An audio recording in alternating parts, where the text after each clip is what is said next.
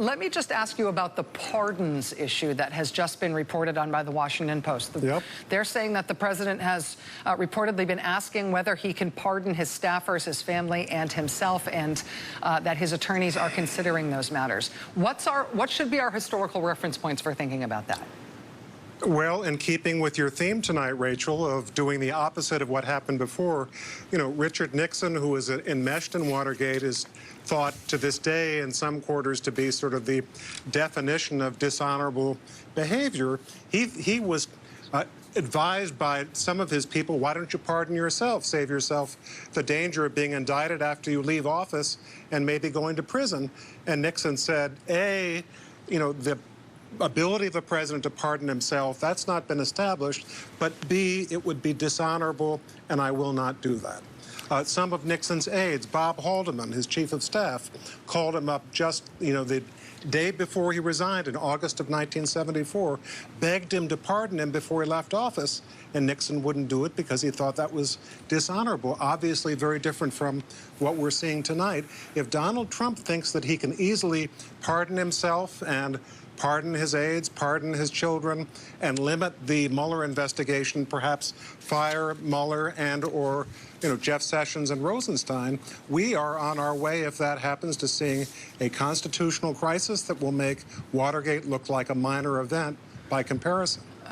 Michael, one of the things the president said last night, which I felt like was kind of a spotlight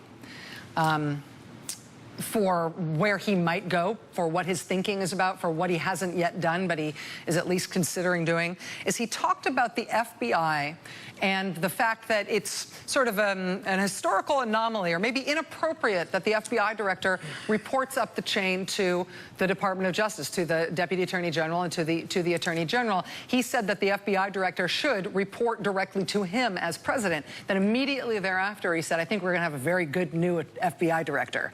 And that nominee to be FBI director was, in fact, approved unanimously by the Senate Judiciary Committee today.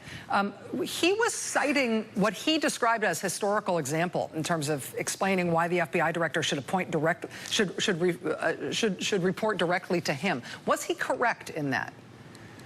No, he was not. I found his suggestion of the FBI director working directly for the president, reporting to him, that is absolutely blood-chilling. The whole history of the FBI, you know, J. Edgar Hoover from 1924 to 1972 when he died, you know, it's the example of an FBI director who behaved badly and did bad things for presidents. Presidents from Roosevelt up to Nixon asked Hoover to investigate their enemies and harass them in politics, to, you know, try to harass senators who gave them trouble, harass journalists who wrote bad things or said bad things about them.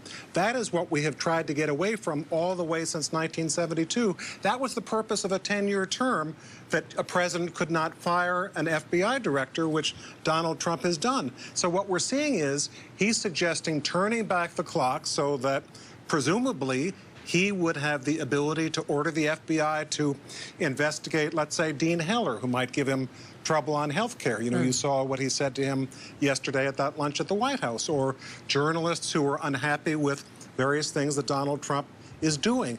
This is the period that we thought we were getting away from. Michael Beschloss, NBC News presidential historian, thank you. I've talked to you about a lot of things over the years. I've never before heard you say the words blood-chilling. It's sobering, and this is serious stuff. Thank you, my friend. It's nice to have you here. Thank you.